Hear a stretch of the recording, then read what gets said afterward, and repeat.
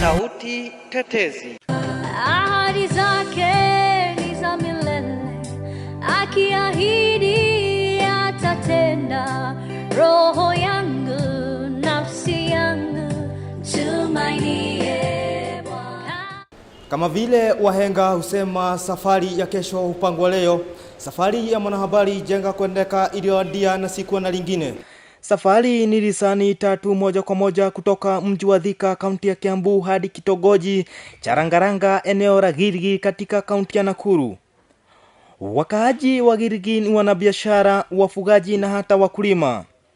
Girigi ni eneo linalokuwa kwa mwendo wa kasi macheo na machweo kutokana na kuwepo kwa watu wanaotia bidii za mchwa kutafuta uporo na kujikimu kimahitaji. Girigi ni eneo ambalo kiwango cha elimu kijuu kutokana na wingi wa shule za msingi za sekondari, huku zingine zikiwa za bweni. Girigi imepakana na Naivasha na Nyandarua. Licha ya kuwa eneo la kuwavutia wengi katika miradi mbalimbali, binadamu wanaozaliwa kwa ulemavu bado wako. Swali nyeti ni hili: binadamu hawa wanachukuliwa kwa njia gani? Maslahi yao ya kila siku yanatimizwa? Ni msaada upi binadamu hawa walemavu wanapewa na serikali ya Nakuru? Bila ya kusahau, hakuna mtu alirusha ombi ama kumhonga rabuka azaliwe alivyo.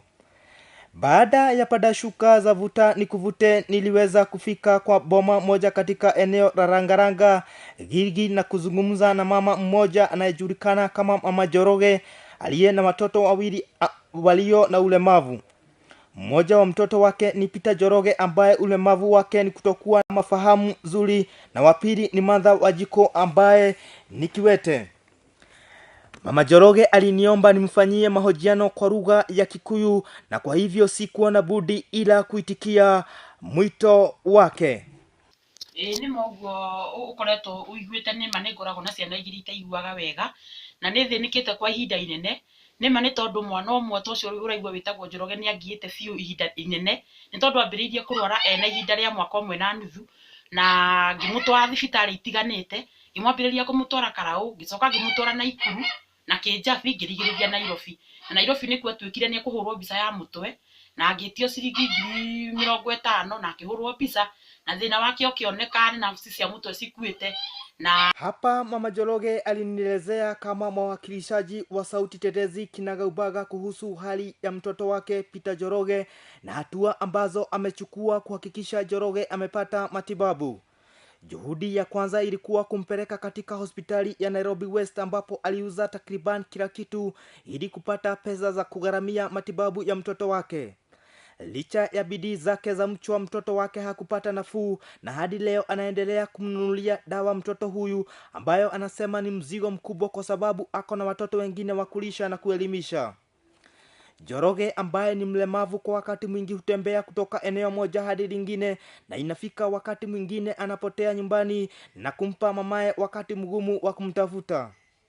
Mtoto wa pili ni Martha Wajiko ambaye ako na ulemavu wa kutotembea. Mwana ucio ungi wa keri wa mwiri twetagwo Martha Wajiko, nake mwana ucio kuma aciarwo ndari athie na maguru, turaga ndimutungatite na riu kwa ihinda riri ena miaka 18. Reke njuge ni ingirere ihinda ritu ndina ciana icio cieri. Riu ona guku mucii ndiumaga ni tondu wao, njikaraga o guku mucii na gutiri undu njikaga. Riu tiga kumarugira hota kumarugira, gutiri na wira ungi hotaga. Kinaya ni kuwa hata kama Mama Njoroge akona watoto wawili ambao ni walemavu, amepiga moyo konde na kusimama kidete kuwatumikia, huku akinielezea uchungu wa mwana aujuaye ni mzazi. Peter Njoroge na Martha Wajiko wako buheri wa afya hata kama wamekumbwa na ulemavu huu. Hapa Mama Njoroge anawasihi wazazi walio na watoto walemavu walea wanao kwa upendo bila kusikiza sauti tofauti na mitazamo ya watu mbalimbali. Reke njuge no ngerie kwira muciari to cio ngikorwa akigerera ihinda ta riria ngoretwo ngigerera, ndimwire riri ti ihinda ria kwimena kana kwinyarara. no riu haha bataraga kurera ciana ciaku tegũthikĩrĩria ũrĩa andũ marauga, nĩ tondũ wathikĩrĩria ũrĩa andũ marauga ndũkũrera ciana ciaku.